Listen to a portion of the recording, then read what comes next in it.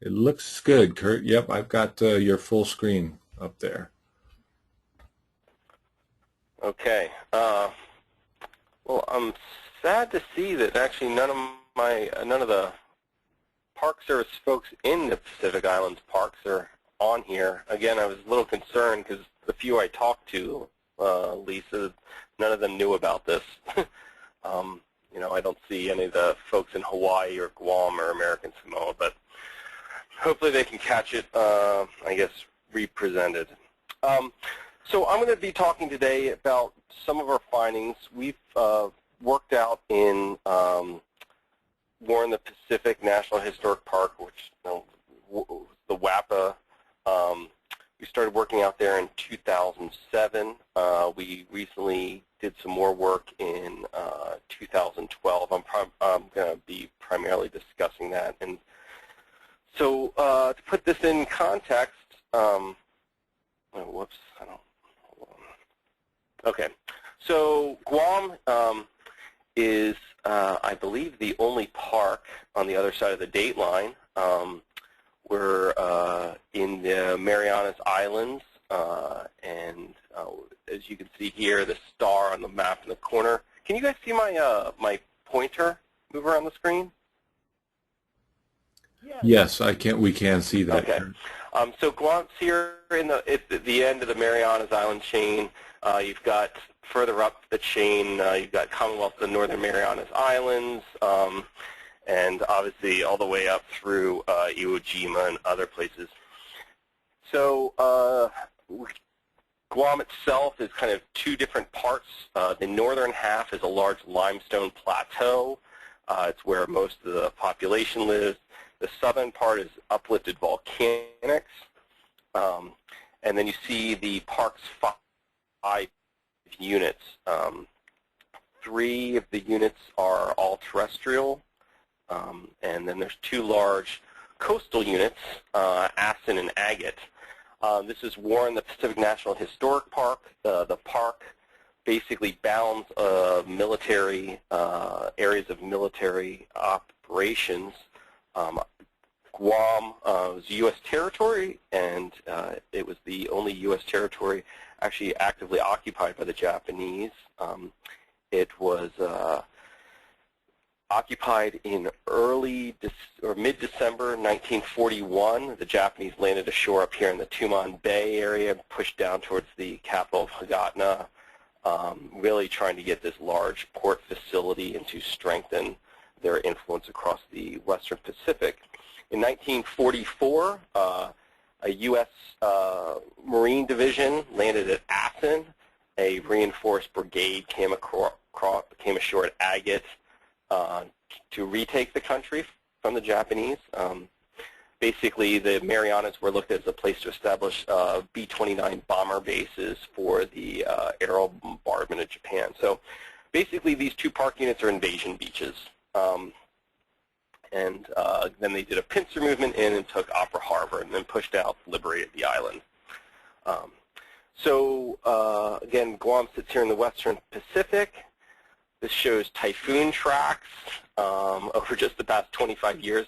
Guam is about right where my cursor is. So it's heavily influenced by typhoons.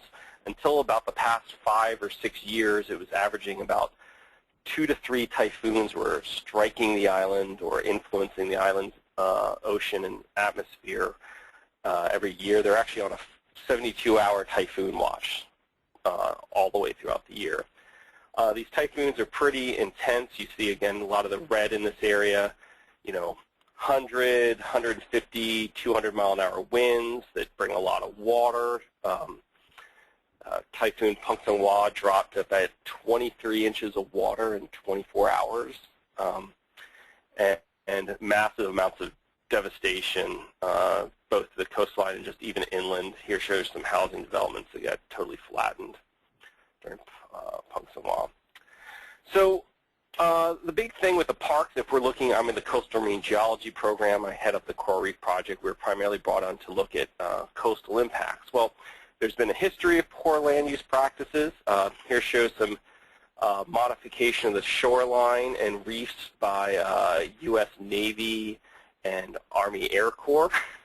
primarily high explosives and napalm and things that does wonders to vegetation and coral reefs.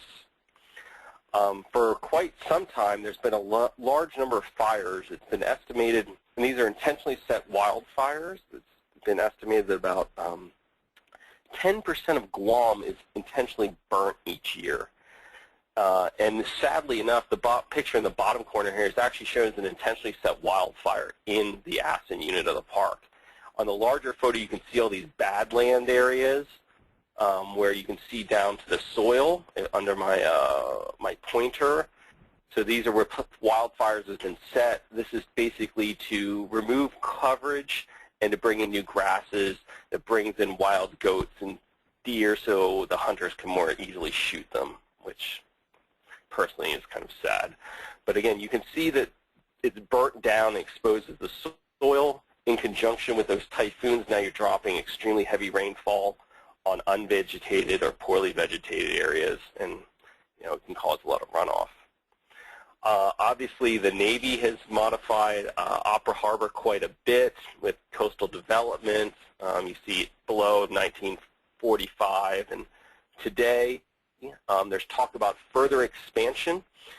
They've moved a submarine attack squadron to Opera Harbor, and they're now moving a carrier battle group. And they really, this picture here, if you can see my cursor circling over a shallow tan area, that's the Western Shoals Reef. They're planning to blow this up to clear a deeper entrance channel so they can move carriers into the secure part of Opera Harbor. You see there's a submarine net here.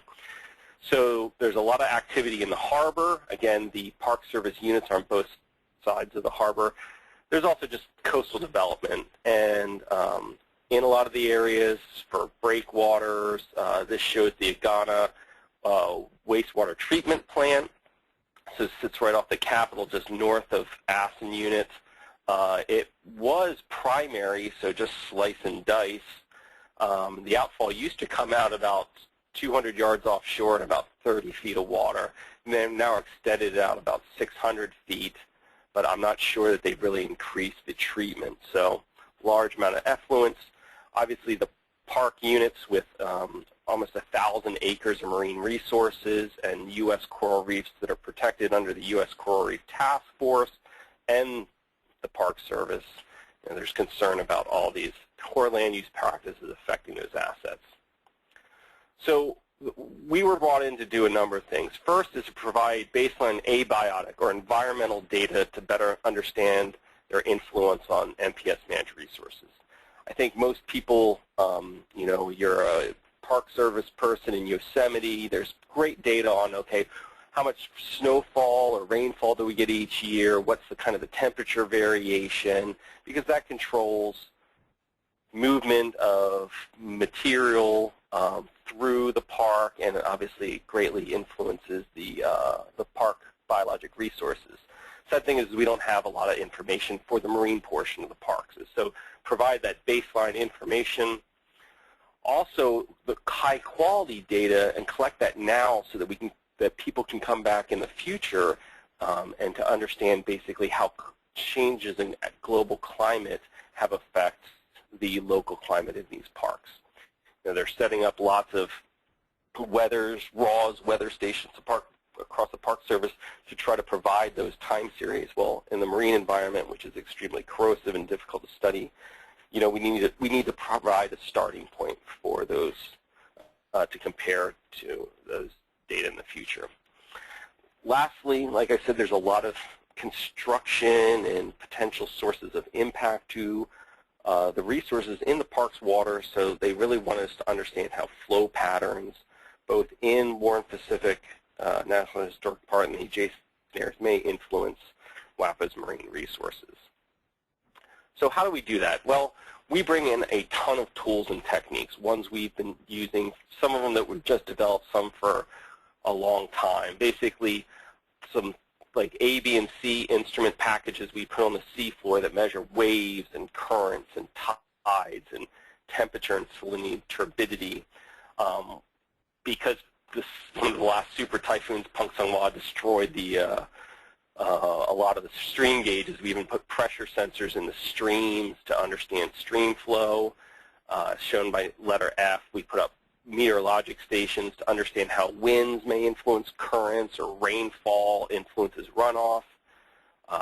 G shows some of, like, we have time-lapse camera systems to kind of get some semi-quantitative information about the park units. And then H just shows, this is a water column profiler, so we can measure, not only make long time series measurements at fixed locations like we use with the packages in A, B, C, and D, but we can also go out and do surveys, make large-scale surveys, so very large, or very good spatial resolution, but kind of poor temporal resolution. But it lets us kind of put the long-term time series measurements we make in the park in a larger context. You know, how does this compare to the adjacent areas? But lots of tools, lots of electronics, lots and lots of data. And so one of the things we pride ourselves on is, I mean, being brothers and sisters in DOI, is that it's important that we then provide that data, not just some journal article that's the cream of the the cream off the top, but the real data itself, so that park resource managers have that information that they can go back and say, like, they're trying to compare to their survey data. Okay, so in 2007, 2008, we primarily focused in the Asan unit, the northern unit, where we did an intensive study, really focused just on sediment delivery out the Asan River, which goes past this little stream gauge and pours out, and trying to understand how sediment impacts river plumes and sediment impacts these corals, because some pioneering work done by the Biological Resource Division, and the gentleman's name's eluding me now, De Jesus. Nevertheless, wonderful person who has now moved on to an NGO, did some wonderful work in there. The park has a great baseline information on sediment impacts in this park. When we were asked to come back in 2011, we were asked to primarily focus down in the Agat unit, where there hadn't been any information collected before. And so you can see another number of instruments we put out in the Agat unit. Here's the harbor is down here. Oh, sorry, the harbor's down here. And the park has units, a Kappa Point up here, and then from right about where the Agat central point site is, down a little further south. So this is primarily the northern part of the Agat unit, is all NTUS waters. But we also wanted to tie the measurements being there back to the Asan unit, so that we can kind of say, well, when we can kind of link the two, our understanding of the two. So we also did deploy an instrument again off the governor's mansion here off Guadalupe Point in the Asan unit. And then we also put some instruments both north and south to help us calibrate and validate our numerical modeling, which I'll show you later. So I'm primarily going to, really just going to focus on our 2012 study today that had just one instrument packaged up in Asan and this more extensive survey work, or suite of instruments down in the Agat unit. So what the big thing is we're trying to understand how things move under different kind of sets of forcing, because what we want to do is provide the park resource managers with kind of conceptual models. We can spit out literally tens of millions of data points, but I think the important thing is that we provide the park resource managers with conceptual models of, okay, well, if the wind's doing this, if the tide's doing that, where are things going? You know, is it going to be, if there's big waves, how's that going to affect circulation and water column properties in the park?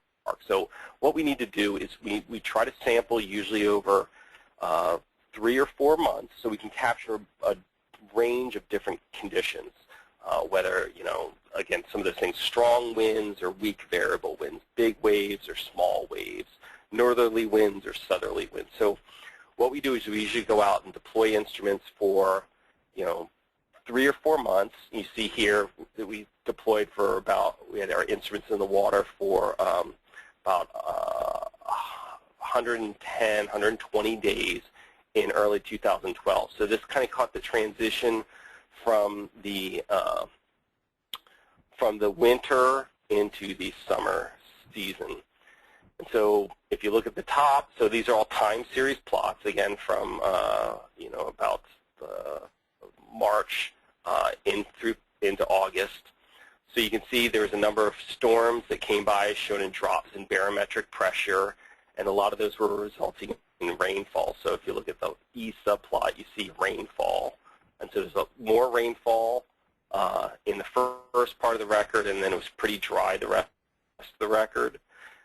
There was really, if you go to the bottom in subplot G, you see there's relatively small waves during that time of high precipitation, then we had much larger wave events towards the end of it. So we were able to, and if you go look at D, we had some pretty variable winds later in the record and more consistent trade winds through the first probably half of the record. So we're able to capture all those different wave and wind conditions and times of high runoff or high precipitation so that we can kind of get those end members. And that's what we want to do is, again, we need to sample during those end members so that we can provide kind of conceptual models of how the parks and ocean environment acts under those conditions. So one of the things we do is we put these instrument packages out and we measure tides, first off, because tidal currents tides are the primary drivers of currents in periods less than about a day. So the tides out here are diurnal, semi-diurnal, so we have a 12.4 and a 24.8 hour periods on those. The tides are primarily along shore. As you see in the left panel, the ones that are deeper, the ones that are more to the left of the panel are much larger than those are all at about 20 meters water or 66 feet water depth. Those here up on the reef flat, more on the right, are much weaker. So that's at the surface. Now on the right is showing at the seabed. They're primarily the same orientation, but they're much smaller. Well, not much smaller, but they're smaller. The tidal currents are stronger at the surface than at the seabed. So then again, what we want to do is provide an understanding of how those flow patterns are affected by different forcing functions. So here you see, again, at those the places where we put those instrument packages, the blue now are the currents near the seabed, and the reds are at the surface. You see under trade winds, both the sizes of the vectors are much larger at the deeper sites, the ones on the right, and much weaker or smaller, shorter vectors as those on the those in the shallows that are more on the right of it. And so again, it seems like the winds tend to impact more the deeper portions of the reefs. Under variable winds, when the wind's kind of spinning all around instead of the consistent northeast trade winds, under variable winds, there's not really much happening. Again, the currents tend to still be stronger under wind forcing further out in the deeper portions, weaker in the shallows. When we look at waves, what it seems like flow offshore is primarily, at the deeper sites is primarily offshore, but we see a really interesting kind of downwelling pattern on the shallows. So it seems like flow is primarily onshore in the shallows and offshore, relatively offshore near the bed. There's some funky things at this northern site, shallow site, because of our position relative to a small spire, but kind of a typical downwelling condition. But again, the tides dominate the shorter time scales, 24 hours and less. These forcings occur on much longer time scales, 36 hours or greater. So now what we're showing is evolution of the water column properties. So along the x-axis, you're looking at salinity. Y-axis, you're looking at temperature for a bunch of different sites throughout the area. And they're color-coded in time. So what we see is is that for the first probably few days, the first 20 days, is that we have relatively constant salinity, these dark blue dots, and it ranges over. It's over a range of temperatures, and as we're going from the winter into the spring, so the water column's warming. But then you see once we hit kind of the light, the teal colors, the 140s and 150s, is remember this is following that precipitation we saw. Now you see that time series plot of forcing again, that period of concentrated rainfall from about 140 to about day 150. And now all of a sudden we don't change temperature a lot, but we're changing the salinity starts to drop. So all of a sudden, instead of going kind of up and down on those scatter plots, now we're kind of going all the movements towards the left.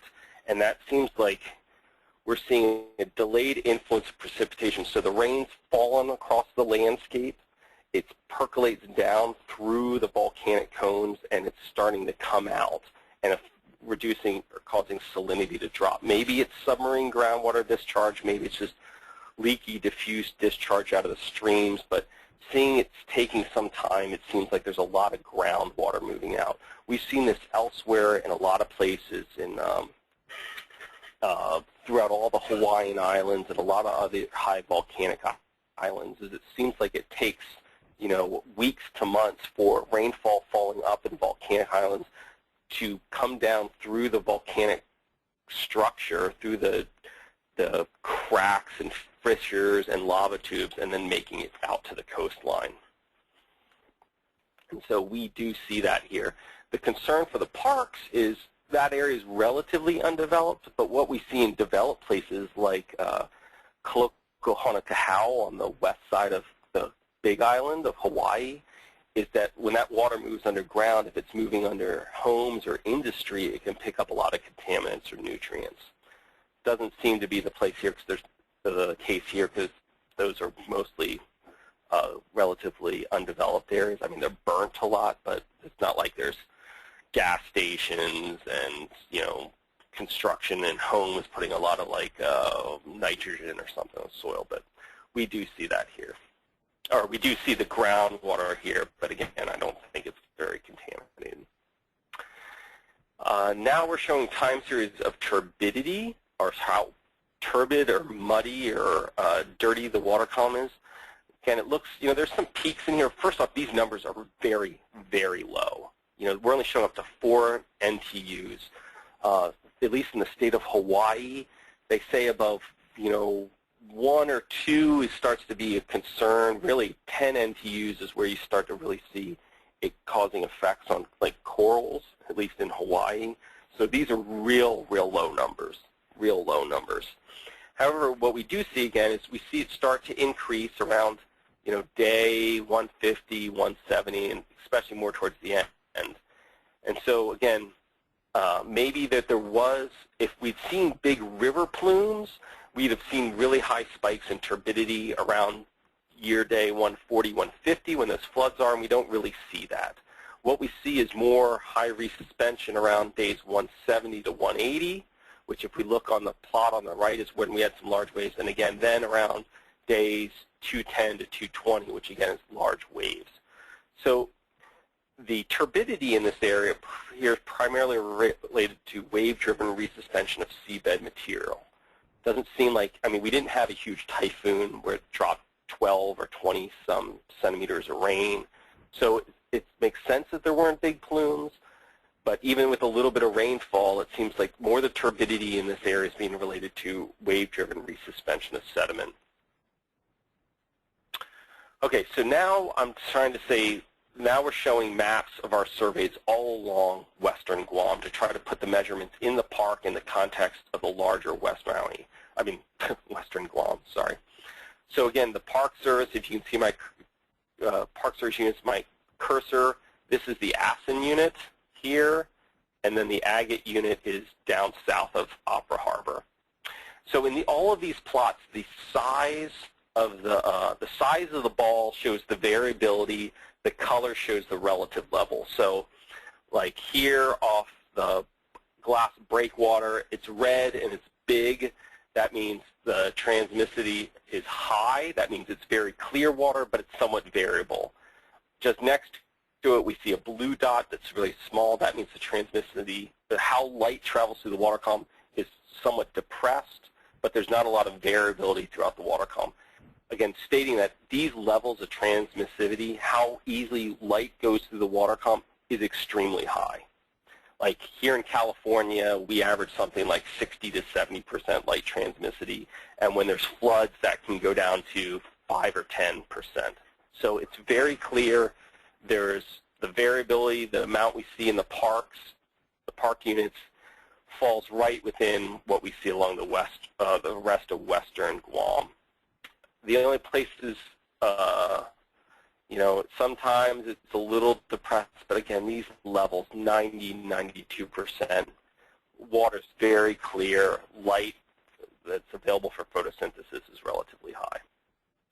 When we look again at those values of turbidity, these are national turbidity units, again, we're only showing ranges up to about 2.6 NTUs, very clear water. You see in this April survey, the northern portion seems a little higher, but I mean, we're talking the difference between half an NTU and an NTU. Very clear waters. Again, none of these surveys were during a flood, but in general, the Park Service waters seem pretty similar to those in the adjacent waters. Here's a direct measure of chlorophyll using a chlorophyll sensor. What we see is, again, the park waters are very clear. Value is a little higher in Opera Harbor. That makes sense. It's a more restricted area. Any nutrients coming off from all the mangroves and or industrial things, are a little more concentrated in there, can support a little more biologic activity. But again, the light transmission was still high enough that I don't think that chlorophyll, the plankton in there, is affecting light availability for any organisms. And again, the park's waters are very, very clear. It'd be obviously a concern if there's so much nutrients it's causing big phytoplankton blooms. That would be a concern for the parks. But again, these values in both park units are very, very low. So one of the things we want to do is to actually understand if things happen, if like corals spawned in certain areas, is where would those corals go? Now, coral spawn, the egg sperm bundles are covered in a lipid layer, a fat layer, so they float. And so they float up to the surface, and then they start just being carried away by the currents. And so what we can do is we can go put basically these floats that have a GPS sensor in it and a satellite transmitter, and we know when the corals are spawning, because the biologists figured all this out very well, and they spawn relative to time of year and tidal cycle, so that we knew that the corals were going to spawn on August 10th, 11th, and 12th in 2012. We go out there on boats and deploy these drifters, satellite track drifters, in the slick of coral larvae and watch them float away and track them to understand, well, where's that coral larvae going? So I'm going to show you a series of drifters on sequential nights. So this is the first one's August 10th. The first plots will always be, and this is the Asan unit. The starting point is right off here, the governor's mansion outer loop. This is where the highest coral coverage is in the Asan unit. This shows he let the drifter go for about 18 hours. It traveled about 9.6 kilometers. And the color coding of the arrows is showing the direction it traveled, the color showing how fast it traveled.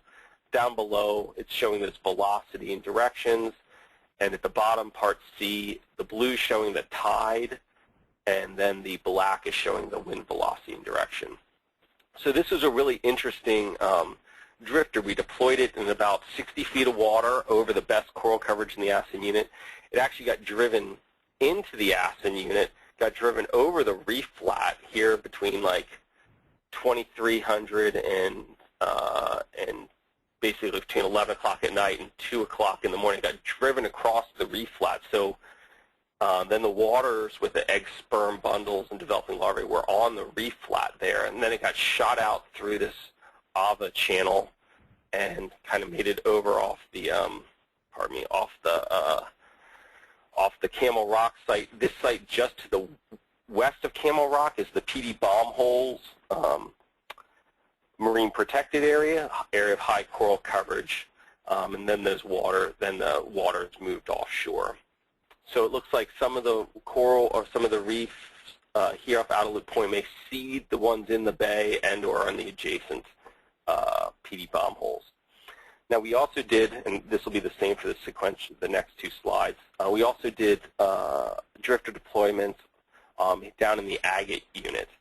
And so these deployments showed pretty much a longshore flow transporting into the area of high coral coverage right off the town of Agat, and just kind of worked itself back and forth, and then finally got caught up in the larger scale offshore currents and started shooting offshore to the northwest. Now these time periods showing you these wind velocities of 1 to 3 meters per second, very weak winds. But that's characteristic of the summertime here. So if we look at sequential ones, both off Asan on the top left and Agat in the bottom right, we see similar patterns. They stay relatively close along shore. They move, a kilometer or two, not that far total distance, although they have longer flow paths. They work themselves back and forth on the tides.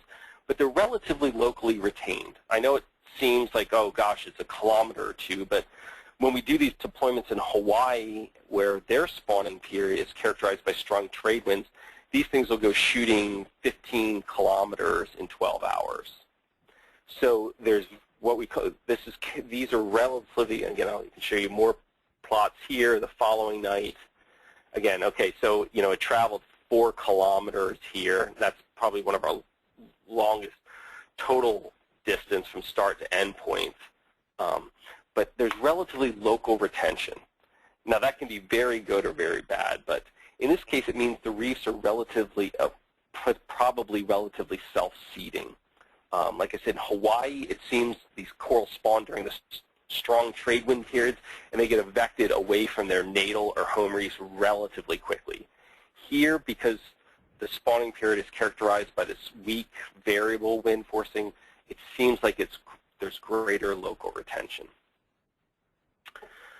So those were our observations. The next thing we did is we took those observations to try to make a numerical modeling, so a physics-based coupled tide, wave, current model to try to understand flow patterns. So we can extrapolate those limited measurements both in space and time. The nice thing about models is, like, you can say, well, what's the influence of waves? Well, you can turn off the winds and just run waves. But the big thing about it is to remember a model is a tool, and that although you can work and very, very hard to replicate the reality, the more you do, the less you learn.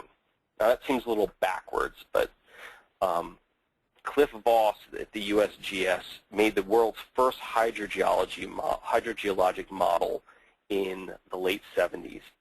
He worked on Yucca Mountain, the nuclear repository site, and he said, he had 200 observation wells. They understood the geology and all the different rock layers and all the streams and the groundwater flow, and he had literally millions of validation calibration points, but it's such a complex area.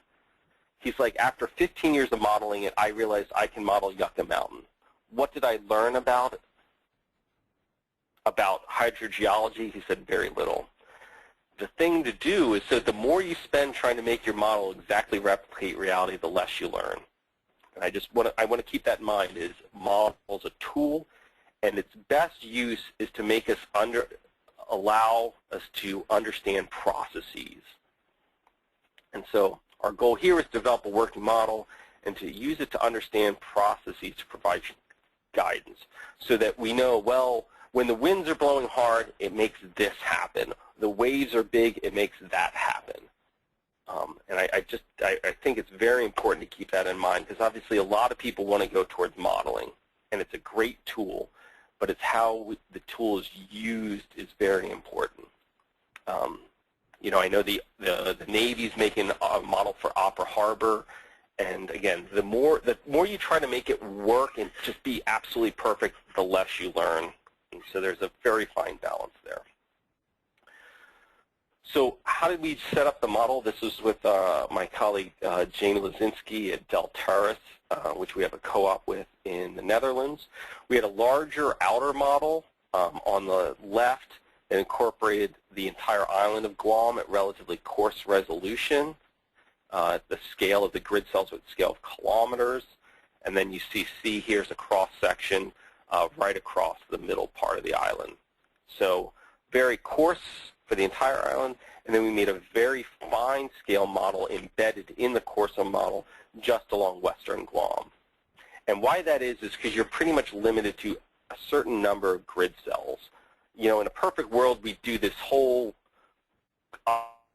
island-wide model at a meter resolution. Well, we can't. The models can't handle that. You know, we're limited to a couple 100,000 grid cells. And so if we want finer resolution models, we have to embed them in coarser, larger resolution models. And so that's what you see is this finer resolution. So we called the one on the left the Guam model, the one on the right the Western Guam model. So this one on the left and the right is embedded in the one on the left. So what we did is we could put that out and try to calibrate the model using our in situ data. This is a very important point. Now here you see that we actually show plots, and there are differences there. You know, the model is not capturing the data perfectly. That's because these models were primarily developed for things like the Gulf Coast, where there's not vertical walls and boulders that are 30 meters across that are affecting flow. These are very Guam and most of these volcanic islands are very complicated, especially when you add coral reefs, are very complicated areas. And although we've got the physics, we just can't get down to the roughness elements as we probably need to. But again, it's the trade-off.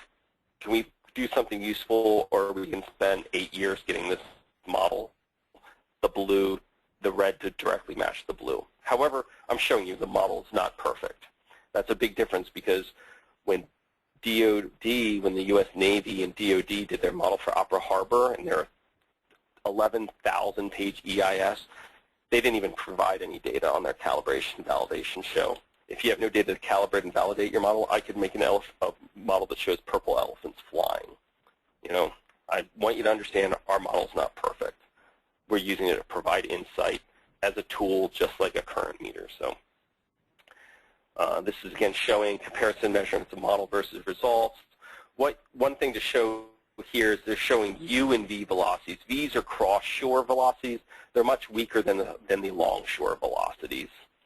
Are we getting them on the right scale? Yes. We're not getting the flow timings perfectly or their exact magnitudes perfectly, but we're getting the relative phasing. Perfect? No. But what does the model show? Okay, so again, the nice thing about the models, we can turn on and turn off processes to understand the relative contribution. What we see here is that tide on a large scale rises to the south and falls to the north. And we can see that there's usually higher tidal velocities here off Upper Harbor and off the points, so off Camel Rock here in the Asan unit, but flows are really weak down in the Agat unit except off the island to the south of the park. So now what we did is we ran a number of simulations looking at winds. And so you can look here where I'm showing you basically a 10 meter per second, about 20 knot wind from the north.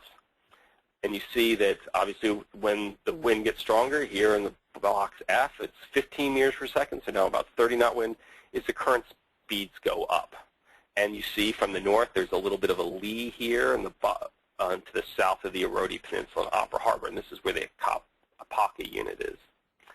Now if we look from a west wind, so kind of blowing directly on shore, you see that those areas are more evenly. The current speeds, again, are high across both the park units.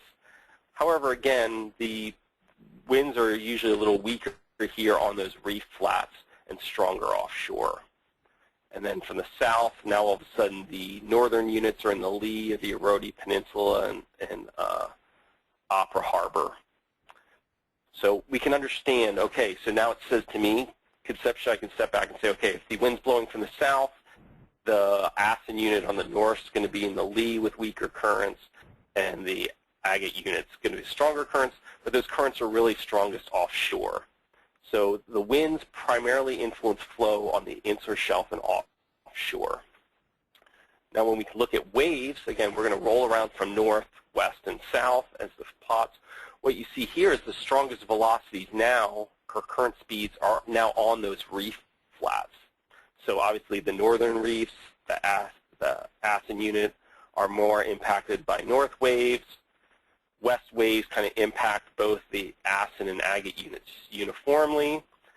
South swell, well, because the island still swings out a little bit to the south, it's a little more protected from south swell, but bigger waves during the, or stronger currents driven by those waves on a south swell, and the Asan unit's relatively quiescent. So waves primarily influence on flow over the 4 reefs and reef flats. So again, the winds primarily drive the open ocean and the deeper waters. Waves drive the shallow waters, or dominate motions on the shallow reefs. So then what we can do, and this is the really fun part, is once we've got this model, kind of calibrated and we can understand those processes, what we can do is put in synthetic drifters. So each of these yellow points shows a location where we released a couple hundred synthetic drifters, or just like modeled drifters, and we will release a bunch at every time step during the period of spawning. So I'm breaking this. I'm going to show you 4 panels, kind of showing similar things. The first 2 are going to be good points, and these were just arbitrarily picked by me, are areas where we've seen really high coral reef coverage. So I'm considering this is showing you, these are modeled coral larval dispersal from good reefs along West Maui. So we start in Tumon Bay, a marine protected area, down off Tamuing, off of Ganya, the capital here. This is off Otta Loop Point, which is the eastern side of the Asan unit. Asan Point is the western side of the Asan unit. And then PD Bomb Holes is, again, another marine protected area, just like Tumon. So what they show is the gray is the actual track of the model drifter. Black's where it ended up at the end of its drifting period. So what I want you to get out of these plots is that A, there's dispersion in the model, but it's relatively local. We don't see a lot of the ones from Tumon going way down south. They're kind of held in the relatively same area. Now these are, again, other good ones. These were released at the shoals, the western shoals. These are the beautiful reefs that the Navy's going to blow up for the Carrier Entrance Channel. Opera South are some good floats. And then here's the Apaka Point Park Unit, the Gon Point Park Unit, right off Agat, and then these beautiful coral gardens. And you see not much stuff gets actually out of Opera Harbor. It tends to be relatively locally retained. But you see the dispersion again from the Agat units, again, relatively stays in the area. It's a little bit get up north, yes, but it's relatively locally retained. Now this is the first of, when I say bad points, these are, again, theoretically bad points. And I picked a bunch of places where there's the possibility for bad stuff, nutrients or contaminants, to enter coastal water. So the Tingisan Power Plant, which has an outfall, in A, B, the Ganya River, so sediment coming out of river plumes, the Ganya Boat Basin, a lot of vessel fueling and things in there. The Ganya wastewater outfall, that I showed you, again, that used to be primary treatment. The Asan River, which we know carries sediment out of the park due to those wildfires, and the PD power plant. Again, these ones are showing that relatively local retention. Is there some that gets out, but this gives us some sense if things happen here around the Asan unit, it can potentially affect the Asan unit, but it's less likely it's going to affect the Agat unit down south. Then we looked at a bunch of sites in Opera Harbor, the commercial wharf, the main United States Navy docks, and then the Kilo Wharf, which is where they offload warheads and weapons so that if there's an explosion, it doesn't happen deep in the dock. What you see that most of this, again, is retained within the harbor, except out here by Kilo Wharf, which, again, is where they offload, like, weapons. The other we modeled is just Opera entrance. It's a kind of hairy entrance. Remember, the currents are pretty strong, like, heaven forbid, something hits the breakwater there. On the south side, there's the Erodi landfill. So this is a capped landfill that had PCBs and other things emanating from it. It's been capped. I don't know if there's any studies on leakage or anything. And then the Agat River. So again, most of the material, if it's released in the harbor, in the main docks, probably isn't going to affect the units. If it happens out at Kilo Wharf or Opera Harbor entrance, then there's a greater potential of it affecting both the Asan and Agat units. And then obviously the Erodi River or the Erodi landfill and the Agat River can potentially impact the Agat units there.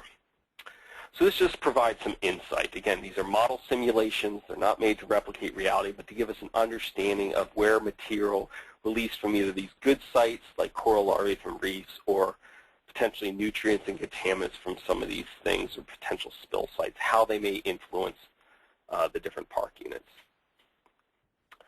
So just kind of want to conclude the things we have is that circulation is strongly driven by the winds and the waves at longer, like greater than daytime scales, and by the tides at shorter or less than the daytime scales.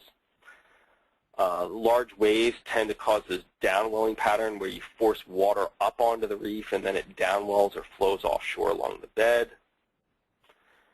The near-surface currents in the deep water are primarily controlled by the winds, whereas those in the shallow reefs are dominated by wave-driven motions. The water column properties, temperature, salinity, turbidity, those things like that exhibit strong seasonality, coupled in this case the shift from the trade wind to the non-trade wind seasons.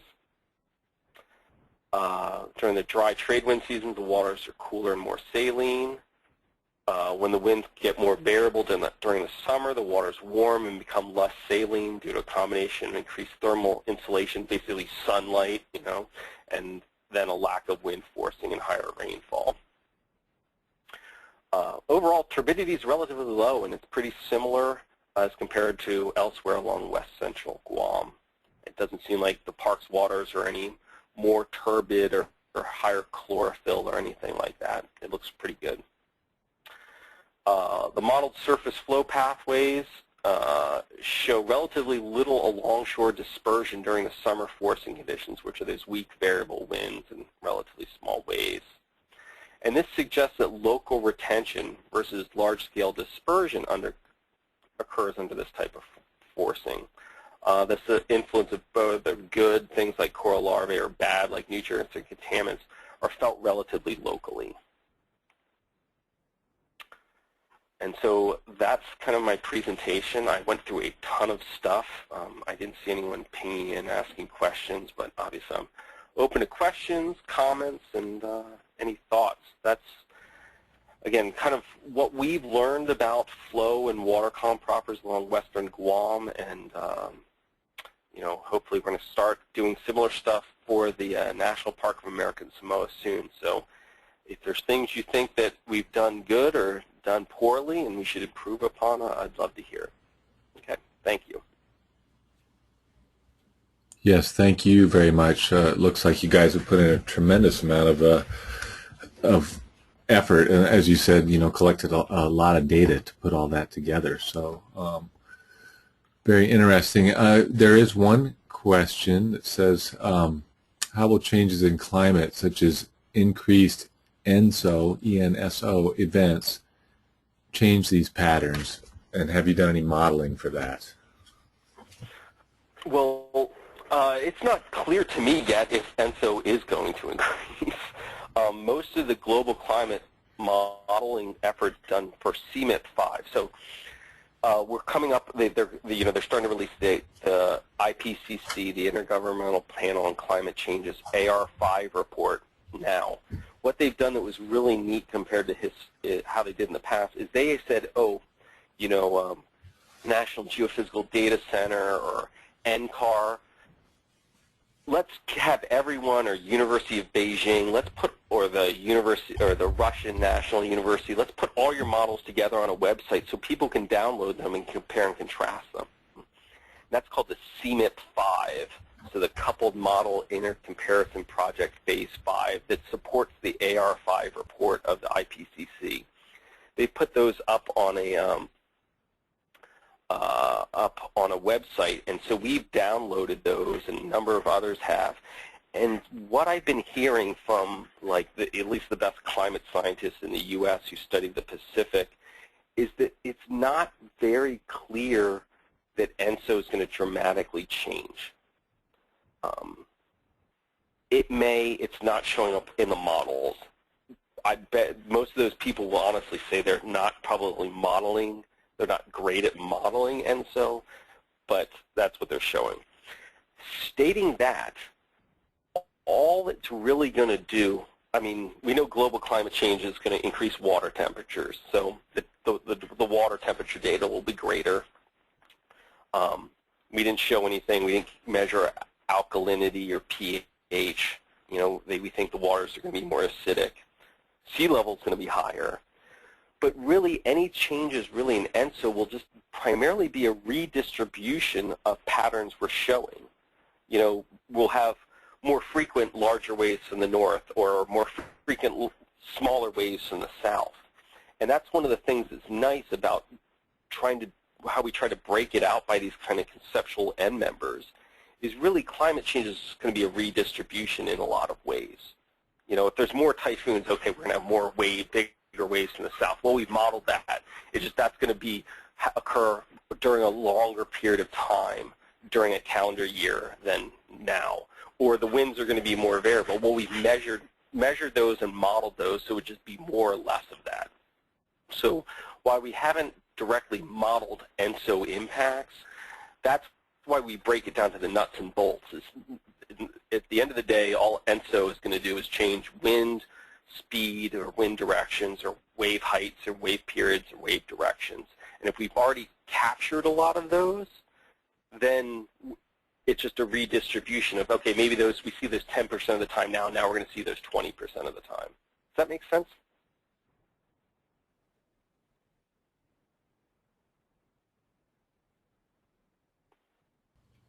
Hello? Yeah, I think that's an adequate answer. Yes, okay, I'm getting a response in the chat box that says, yes, thanks.